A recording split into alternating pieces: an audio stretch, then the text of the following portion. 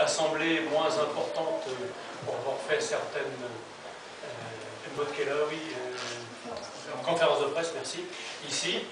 Et donc, je suis content de voir que cette initiative, qui est celle des lycéens et des collégiens, je tiens à le préciser, initiative que nous avons appris nous aussi par la presse, entre autres, et initiative que nous soutenons.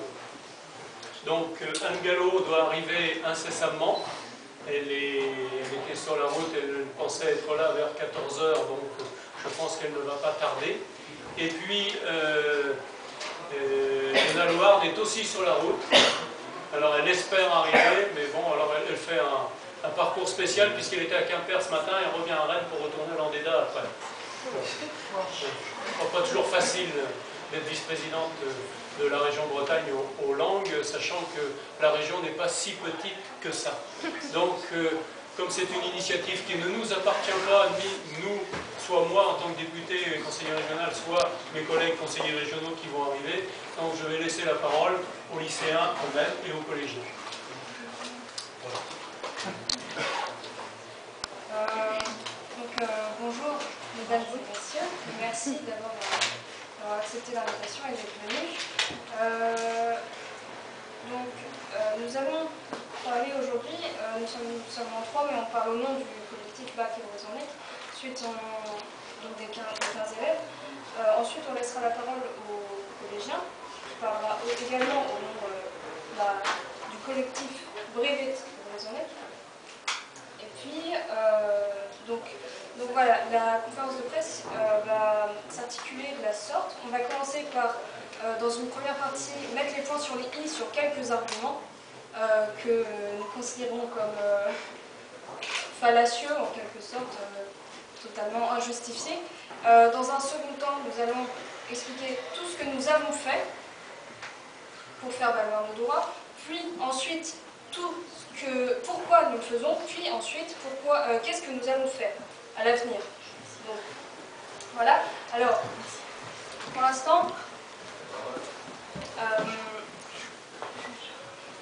voilà. Alors moi, je vais commencer par, comme je l'ai dit, mettre les points sur les i sur quelques arguments qui nous semblent totalement injustifiés.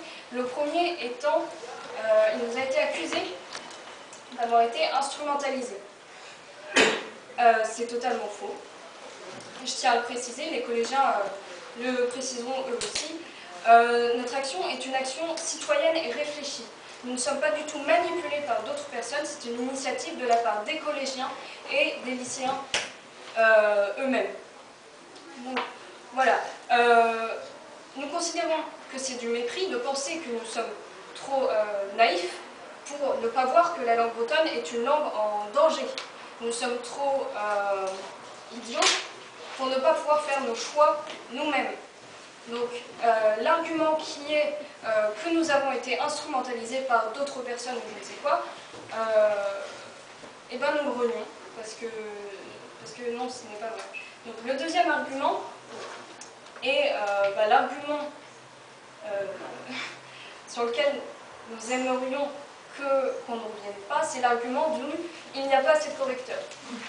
Alors, c'est faux, que ce soit pour 15 copies, où il aurait peut-être fallu 1 ou 2 correcteurs, ou pour une centaine de copies si il y avait eu beaucoup plus de personnes à passer le bac en brevet.